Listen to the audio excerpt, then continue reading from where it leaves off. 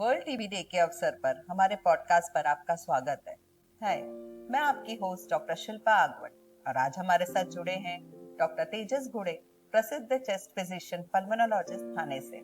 आज हम उनके साथ मिलकर टीबी के बारे में जानेंगे। सर, टीबी क्या है? ट्यूबरक्लोसिस एक बैक्टीरियल इन्फेक्शन है जो कि माइकोबैक्टीरियम ट्यूबरक्लोसिस या एसिड फास्ट बैसिलर बैक्टीरिया के वजह से होता है। ट्यूबरक्लोसिस दो प्रकार के होते हैं, एक होता है पल्मोनरी ट्यूबरक्लोसिस मतलब फेफड़ों का टीबी, और एक्स्ट्रा पल्मोनरी ट्यूबरक्लोसिस मतलब फेफड़ों के अलावा और किसी ऑर्गन में अगर टीबी होता है तो उसे हम एक्स्ट्रा पल्मोनरी ट्यूबरक्लोसिस कहते हैं। फॉर एग्जाम्पल, जैसे कि अगर हमें ब्रेन टीबी, बोन टीबी या फिर लिम्फ नोड मतलब कि जो गले में गांठ या फिर कई शरीर में गांठ होती है लिम्फ नोड, उसका भी ट्यूबरक्लोसिस हो सकता है। तो टीबी का निदान कैसे किया जा सकता है? टीबी का निदान, अगर हम फेफड़ों के टीबी की बात करें, पल्मोनरी ट्यूबरक्लोसिस की, तो कुछ इंपॉर्टेंट लक्षण है जो हमें देखने चाहिए। जैसे कि अगर मरीज बोलता है कि मुझे 2 हफ्ते से ज्यादा खांसी आ रही है, खांसी में कफ आ रहा है, खांसी में ब्लड आ रहा है और उसके साथ बुखार आ रहा है, ठंड लग रही है, रात के समय में पसीना छूटता है, भूख कम हो गई है, वजन कम हो गया है या फिर बहुत ज्यादा कमजोरी महसूस हो रही है, तो ये सारे जो लक्षण है, इससे हम टीबी के बारे में हम लोग पेशेंट को बोल सकते हैं कि आपको जांच करनी चाहिए।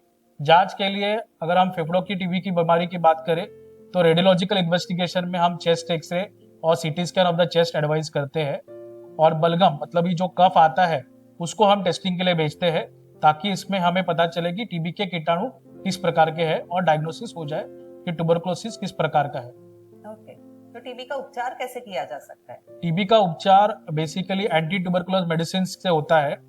उसमें भी दो प्रकार के ट्यूबरकुलोसिस है, एक होता है ड्रग सेंसिटिव ट्यूबरकुलोसिस जिसका treatment of course of action 6 से 8 महीने होता है, और दूसरा होता है multi drug resistant tuberculosis. Multi drug resistant tuberculosis में ट्रीटमेंट कोर्स 18 से लेकर 24 मंथ्स तक रहता है।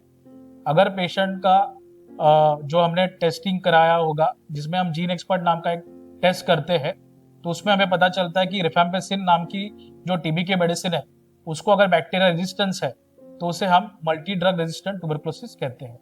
टीबी को रोका कैसे जा सकता है? हमको टीबी को रोकने के लिए सबसे इम्पोर्टेंट है कि स्वास्थ्य अच्छा रखना जरूरी है, हाइजीन मेंटेन करना जरूरी है। हमारा पर्सनल हाइजीन इसमें बहुत बड़ा इंपॉर्टेंट फैक्टर है कि जिसके कि हम लोग बाहर जाते हैं तो बाहर से घर आते हैं तो हमको आपके हाथ पैर वगैरह से अच्छे से धोने चाहिए।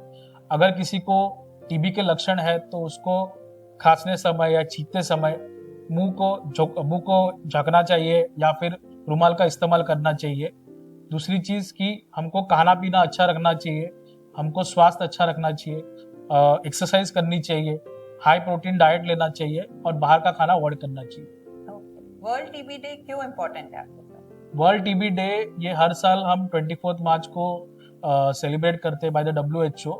इस बार का थीम है कि you can end TB, for that you have to commit, invest and deliver. मतलब world TB day is for public awareness. ये पब्लिक अवेयरनेस के लिए है कि जिससे कि लोगों में जागरूकता हो कि ट्यूबरकुलोसिस को हम कैसे प्रिवेंट कर सकते हैं और उससे हम कैसे फाइट कर सकते हैं।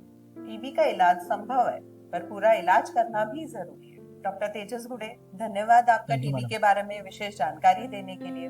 आइए टीबी मुक्त भारत के लिए मिलकर काम करें, स्वस्थ और सुचित रहें।